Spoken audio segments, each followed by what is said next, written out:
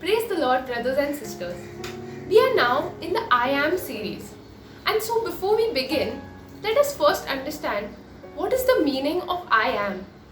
So, if we see in the Old Testament, in Exodus chapter 3, when Moses encountered the burning bush, he asked the Lord, when the Israelites ask me, what is the name of the Lord who spoke to you? What should I say? What should I tell them?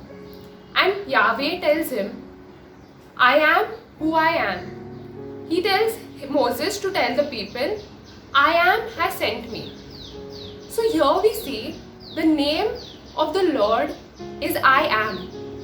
And so here now in the New Testament, Jesus uses statements that begin with I am. And so we see the people there get angry with him because he's not just being a teacher, they feel that he is making himself equal to God. He says, I am the bread of life. I am the way, the truth and the life. And so they get angry because they say, how can he take the name of the Lord in vain? But actually what Jesus meant was that he and the Father are one. And he was trying to tell us more and more about what God is like. And so today we are going to be reflecting on John chapter 6 verse 35, which says, I am the bread of life. Whoever comes to me will never be hungry, and whoever believes in me will never thirst. So here, when we think about this verse, it says, I am the bread of life. What is life? Life is a journey. So if we see again back in the Old Testament, when the Israelites were on their journey to the promised land, they were hungry. They needed bread. And to satisfy that physical hunger of theirs, God sent manna from heaven. And so now here in a similar way, our lives are a journey. A journey in which our promised land is heaven. And so we are on this journey. And during this, we also need food. But not just physical food, we also need spiritual food that will strengthen us throughout this journey. And so this spiritual food is the bread of life, which is the Eucharist. So the whole crux of this verse focuses on the Eucharist. So when you think of the Eucharist, we know the symbols are of bread and wine. But have you ever thought why bread and wine? So when bread is made, a lot of grains of wheat are crushed together to make a bread. Similarly, when making wine, a lot of grapes need to be crushed together to make the wine. And in our lives, we too are crushed. We are crushed by our situations, by our circumstances, by our sin. And we reach a point sometimes where we feel like we can't go on. We feel like giving up. But that's when we need to realize that Jesus went ahead of us and he was crushed. Crushed for our sin, crushed for our shame, for our struggles. And he has already done that. And so when we receive him, when we receive Jesus in his actual presence, he comes within us and he strengthens us. He gives us the strength to face these difficulties, these challenges, these areas of our life. And so we can make it through this journey to the promised land. So what actually happens in the Eucharist? In the offertory, we are offering ourselves. We know that Jesus is offering himself to the Father, and Jesus is the perfect sacrifice. He had no sin, but he still offered himself. And so during that time, we need to offer the areas that are crushing us.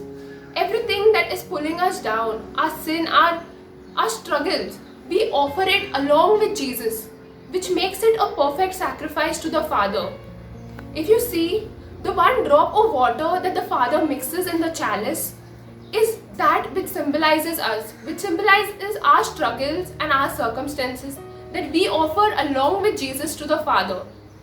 And while this is offered to the Father, during the consecration, it becomes the body and blood of Christ, the real body and blood of Christ. And so then during communion, when we receive it, we are actually receiving that body and blood of Christ, which gives us the strength, which gives us the grace to move on and to face all these things in our life. So let me give you an example. You think of it like this. If a person, a close person of yours met with an accident and lost a lot of blood, and that person needed blood urgently, and the doctors say that the person cannot survive otherwise, and suddenly out of nowhere a stranger just comes up and donates his blood, everything matches and he's ready to donate, and he donates his blood for your close person. And so because of that person's blood, your friend or your relative is saved. It is just because of that blood of his that your person was able to live life.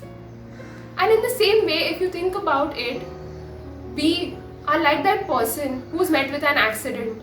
Our life is full of sin, full of struggles, and we are crushed.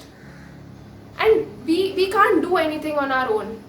But Jesus, in all his mercy and compassion, gave that blood, gave his blood for you and for me, just so that we can be saved. And if today we are alive, if we are living, if we have hope in our life, it's only because he shed this blood for us and gave his life for us, so we can live and we can continue on our journey towards heaven. So now, let me give you another example from the Bible. In Luke chapter 8 verse 43 onwards, it talks about a woman who was bleeding for 12 years. She had gone to all the doctors possible, but no one was able to heal her. And there was nothing that could have been done. But when she heard that Jesus was coming there, she had the faith that even if I touch the edge of his garment, I will be healed. And she goes with that faith to touch Jesus. And when she just touches him, just touches the edge of his garment, immediately her bleeding stops and she is healed.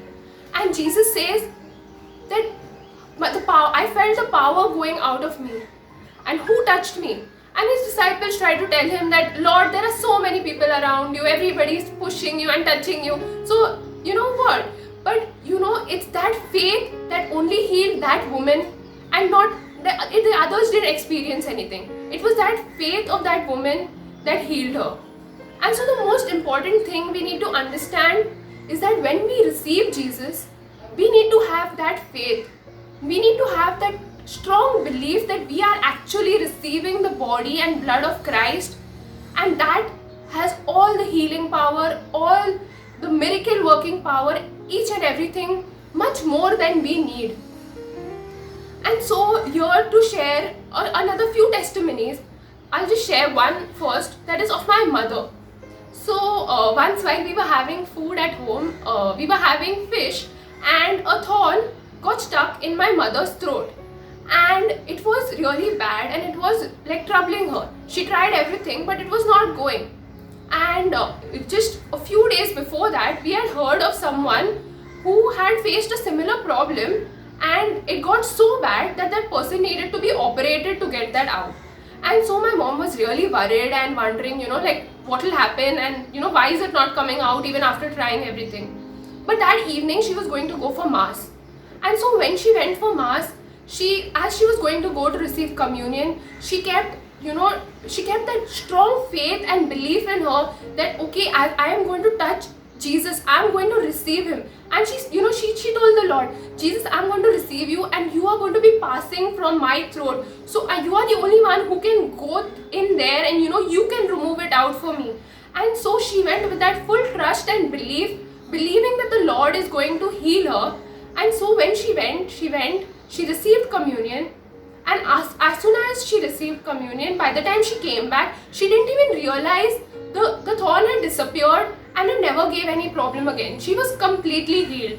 And that was only because of the faith that she went with. And so we see, that faith is the most important. Because even for mass, we see there are hundreds of people coming. But it is only that one or two who come with faith, who experience that real difference in their life. Another example will be from my life, where, during exams, everyone would tell me, it's okay if you don't go to church for these few days, God understands, you don't need to go, it's okay. But my mama always said that, if you give that half an hour for Mass, you'll get that extra grace. When you receive Jesus, he'll be there with you, really, and you'll get that extra grace and wisdom, so that what would generally take you like 2-3 hours, you will even be able to finish it in half an hour. And so I always believed this, and so I always I used to go for Mass every day, and every time I received communion, I would just say, Jesus, I believe you are there with me right now. Come, give me your wisdom, give me your knowledge, your understanding, so that I may be able to finish whatever I need to. And believe me, every time I came back, I was able to do it perfectly. Everything always worked out so well, because I know what would generally take a long time, I was able to always finish it fast, only because of the faith and trust that I had, knowing that I've received Jesus and He is there with me and He is helping me through it. So another very important thing for us to remember is to always go with faith.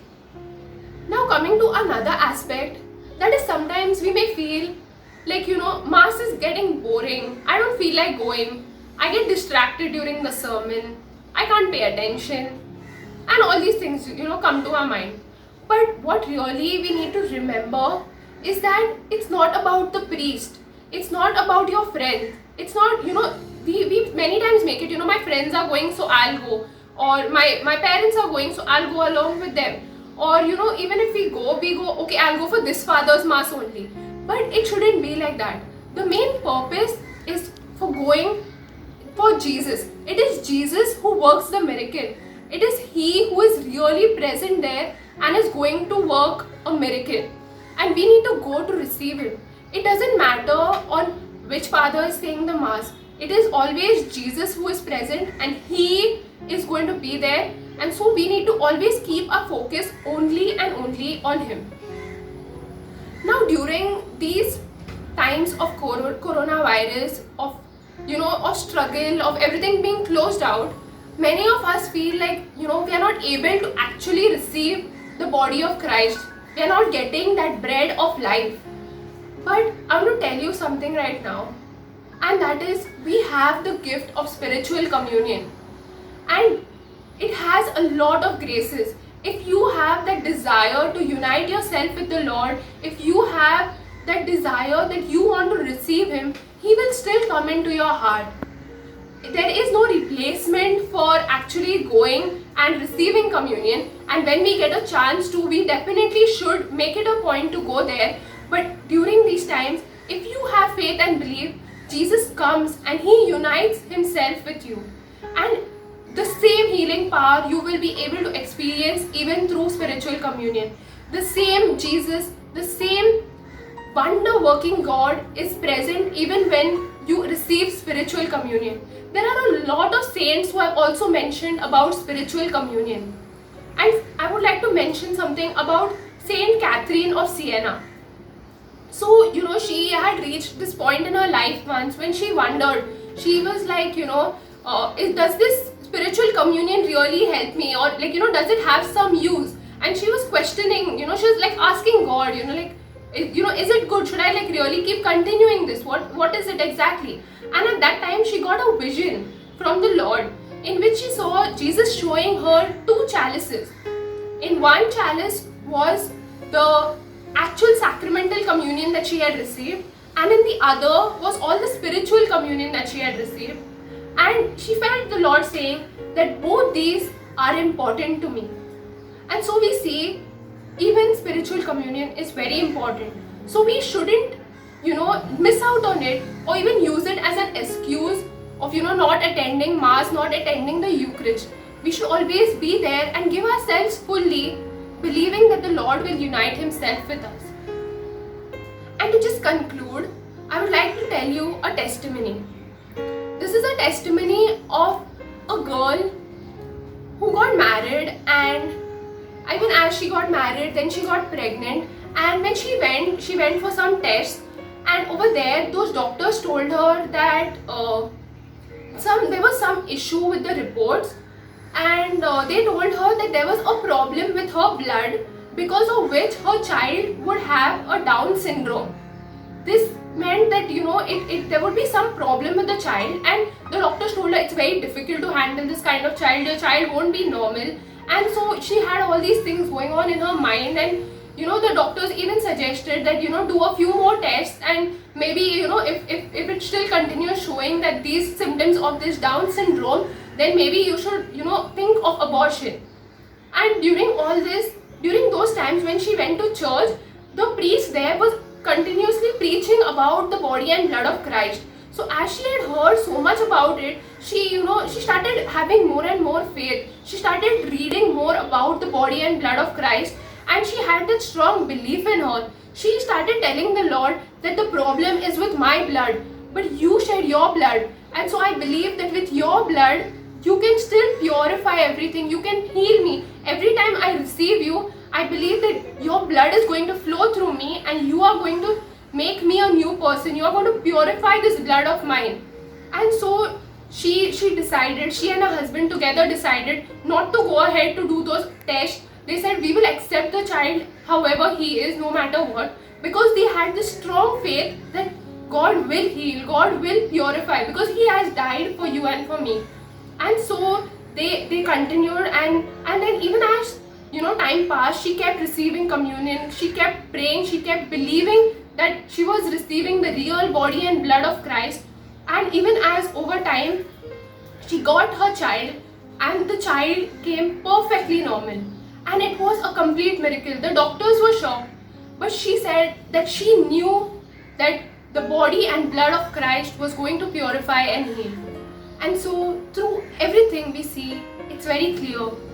We need to come with that faith of ours and just be ready to receive that bread of life, so that we will never hunger again. Because that will give us the strength for this journey, our whole life's journey towards heaven. If we drink this blood, we receive this blood of Christ, we will never thirst, we never need anything more. That itself is enough to carry on and carry us through all the struggles, to everything that crushes us, to the perfect promised land that is heaven. Praise God.